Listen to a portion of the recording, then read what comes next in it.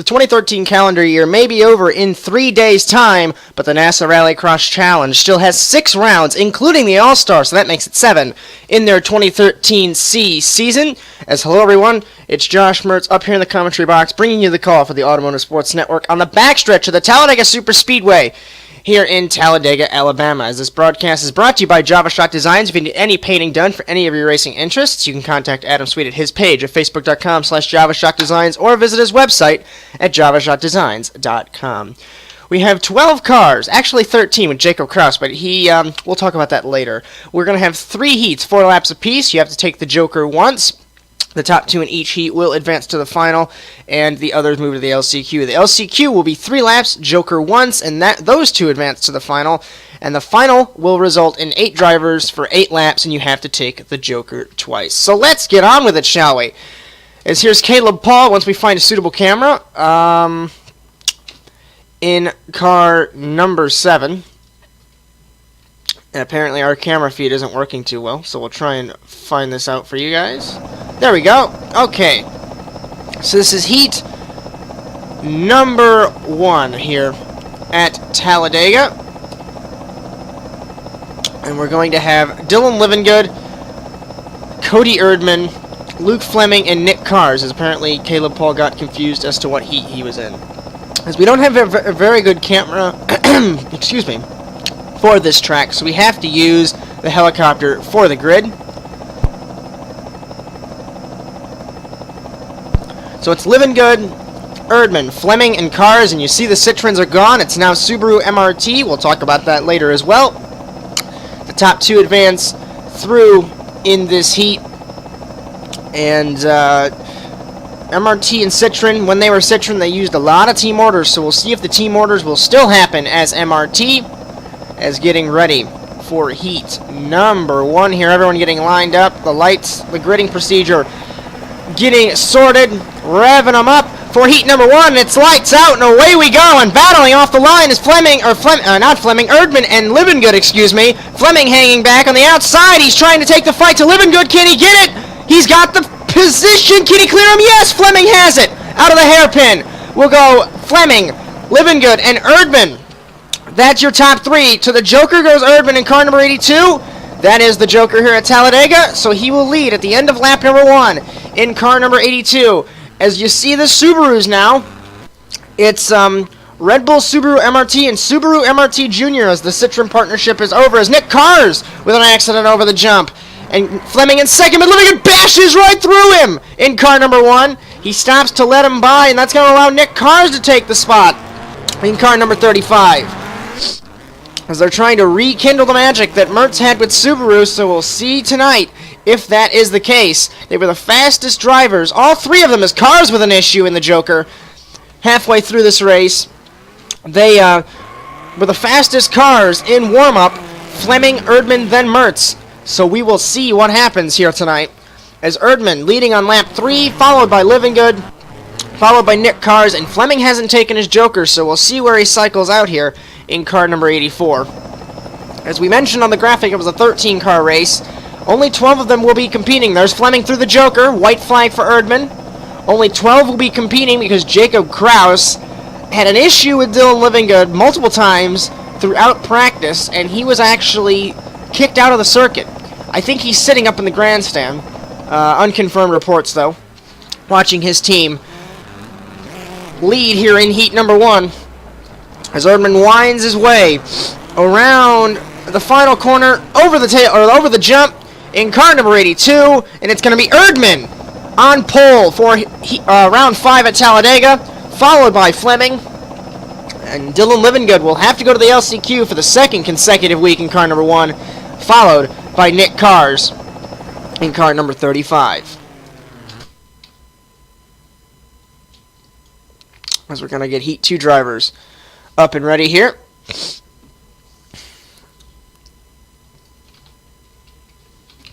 It's heat 2. Keith Sherman, Brandon Lambert, Josh Mertz, and Tristan Hagenstein. And this is going to be an interesting race because we have the first 2 champions of the series. And Keith Sherman has been on and off, and Tristan Hagenstein pretty much on fire this season.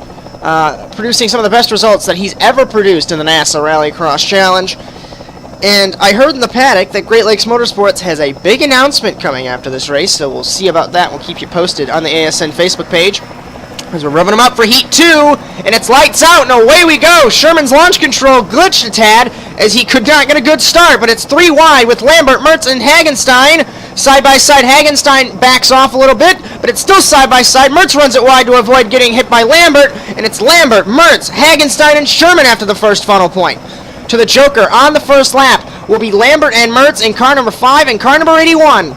The first 2 champions on the Nassau RallyCross Challenge, and the only 2 champions that aren't named Dylan Livingood. At the end of lap number 1, it's going to be Lambert running it wide into turn number 1. Mertz takes the spot. Can he get it? Beating and banging. Lambert out of the way, and Mertz takes the lead in heat number 2. As Lambert looks like he locked up the brakes. Might be a brake issue on the Volkswagen.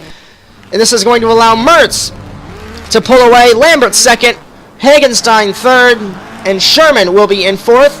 We're going to come to lap 3 already here at Talladega, and it's going to be Josh Mertz leading as he has quite the streak going on. He's won every single heat since Charlotte last season, and the only reason why he didn't win that heat was because he plowed into the tire wall on the final lap trying to catch Chandler Smith. So, this, the only other driver to win... he's the driver to win the most heats, as I can't speak English. Livingood has won 3, but Mertz won 4. And coming to the white flag, we'll see if he can win all 5 of his heats so far this season. As Mertz, Lambert, Hagenstein, and Sherman. As Sherman looks like he had an issue through the Joker. As we're going to find Mertz here in car number 81. Lambert trying to catch him, diving it in, but Hagenstein hasn't taken his Joker. Here he is, whipping around the Joker corner. Can he take the fight to Mertz? There's Mertz in car number 81. At the line, it's going to be Mertz winning Heat 2, followed by Hagenstein. Lambert has to settle for the LCQ, along with Keith Sherman in car number 15. So Heat number 3 getting ready to go here. Here at the Talladega Super Speedway. This circuit's really interesting as we're on the backstretch, and it's a good thing they have that grandstand. I don't believe Daytona has it anymore, but if Talladega didn't have it, they'd have to construct some temporary seats, and that wouldn't be very comfortable for the fans here at Talladega. So heat number 3. We're going to have 3 drivers in this heat. It's supposed to be 4, but I'm hearing in my headset that Chris Wetz is having ignition issues on car number 2, so he'll be unable to compete in this heat. So we have 3 private cars: Nick Dawson, Caleb Paul, your privateer points leader, and Doug Denice. Denice ran last week at Charlotte. We haven't heard Nick Dawson's name since Riverside in 2012A. Remember when Dylan Livingood and Josh Mertz had that interesting accident in turn 2, and that allowed Adam Simons and Nick Dawson to get to the final. As we're revving them up, and it's lights out, and away we go, and off the line, Dawson with the hole shot. That is a shock, but Caleb Paul battling side by side with him. Dawson locks up the brakes, flies out to the outside. That's history. Caleb Paul to the lead here in heat number 3, and Doug Denice in second. And let's see who goes to the Joker. It's going to be Denice in car number 10 to the Joker first. So he will lead at the end of lap number 1 in his royal purple Subaru, followed by Caleb Paul, and followed by Nick Dawson in car number 4. And we're going to check lap times here. 30.642 is Caleb Paul so far. Dawson 34.79, as it looks like he's dealing with a heavily understeering Mitsubishi. Let's see, we're on lap number 2. I don't believe Dawson's taking the Joker. Yes, he is. So Dawson actually in the Joker now in car number 4. Over goes Denice. At the end of lap 2, he's going to lead. We're going to have Dawson in second, Caleb Paul in third, beginning lap number 3. And from the helicopter, this really is our best camera angle. As I apologize here, our production crew didn't place the cameras in the greatest of locations, so we're going to have to cope with what we can get. It's Denice trying to pull away from Dawson as we're coming to the white flag here in heat number 3. And only one car that's on track will go to the LCQ. Chris Wetz is already a guarantee for the LCQ. White flag for Doug Denice, but I don't believe he'll be able to hold off Caleb Paul, as the privateer points leader is blisteringly fast.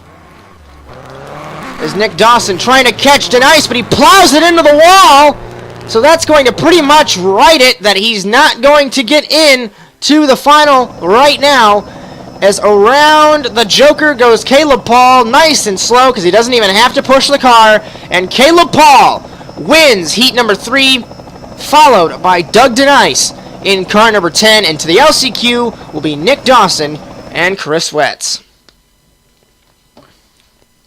So the LCQ drivers getting on track here.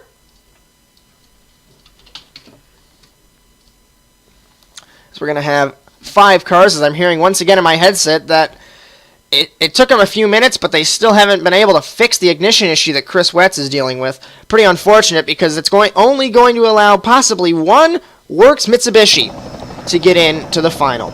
Living Good on pole, Dawson, Sherman, Lambert, cars. That's your LCQ. The top 2 will advance through to the final here at Talladega. It's going to be 3 laps, and you have to take the Joker once, and it'll be over in T-minus 3 minutes is my estimation. So it's going to be a quick race. We have to pay attention to who's where. 5 cars for 2 spots, 3 laps, and it's lights out, and away we go. And off the line, Keith Sherman side by side with Living Good competing with him. We can never see that. And Sherman takes the incentive, dives on the outside. Can he hold it onto the backstretch? And he's got it. Keith Sherman to the lead in the LCQ here at Talladega. Will he take the Joker? Yes, he will. Followed by Living Good. To the normal course goes Lambert and Dawson, along with cars to the Joker. 2 laps to go, and Keith Sherman is holding off Dylan Livingood. I never would have thought this, as in Crop, Keith Sherman was barrel rolling into pit lane, and Livingood was leading, so the 3-time consecutive world champion is... I can't even have words for this. As Livingood following Sherman in car number 15. These 2 are the top 2. And Sherman hit the wall on the outside. And in the inside goes Livingood to take the lead. And Sherman, that might have just written off his LCQ victory chance. White flag for Livingood in car number 1. And normally when you have a 10-car final, it does not matter if you win or finish second. But when we have an 8-car final, it does. The 8-car final is a special occasion where the winner of the LCQ gets the front gate choice, opposite pole position. So that will hurt Keith Sherman, and Dylan Livingood would love it because he's the best starter in NASA RallyCross. He is going to win the LCQ, followed by Sherman as Lambert missing the final in car number 5. Dawson will finish in the 10th spot overall, and Nick Cars will be 11th overall in car number 35. As he will cross the line in reverse, as Chris Wetz will be 12th, and Jacob Kraus will get 13th place points due to him practicing earlier before the race. As the final drivers are getting on track now, 8 cars, this will be a good race.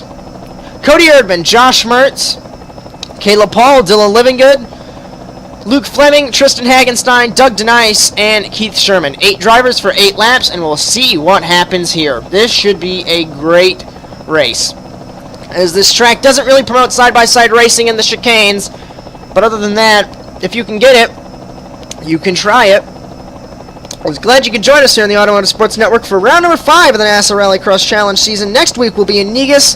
The following week we'll be in Riverside for the second and final endurance round. But for right now, Talladega, a tricky course, a technical course, a cramped course, a lot like Charlotte 1 week ago. But here we go.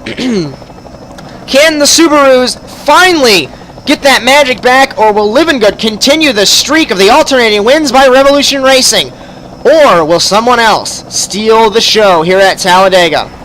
As we're revving them up for round number 5 at Talladega, and it's lights out, and away we go, and off the line, Erdman and Livingood side by side. Mertz is going to give his teammate a bump draft. That wouldn't end very well. Will Livingood take it on the outside like he normally does? Yes! Dylan Livingood on the outside. Can he clear Erdman? Yes! Hagenstein got turned a tad, but he's back going again. It's going to be Livingood, Erdman, Sherman, Mertz, Caleb Paul, and Sherman gets tagged by Mertz, and that's an immediate call by race control, 81 to penalty box. So, the 81 again having issues in the 2013 C season, and it looks like Sherman is out on lap number 1. So already on lap number 2, and Erdman is your leader, followed by Mertz, followed by Denice, and Livingood is the top 4. Mertz to the Joker again. And it looks as though that race control, so we're finishing lap number 2. Race control has said penalty box now. And I believe he's been under the assumption that he can take it whenever he can, so he'll probably take it at the end of this lap. So his teammate is battling with Livingood. He couldn't get the grip off the corner because Livingood took the Joker. So that has pretty much sealed Livingood's position. Mertz has gone to the penalty box, and we're going to complete lap number 3 with the defending champion, Dylan Livingood, in the lead, followed by Luke Fleming. There's Mertz in the penalty box. He is in third, but he's going to get passed for third by his teammate, Erdman.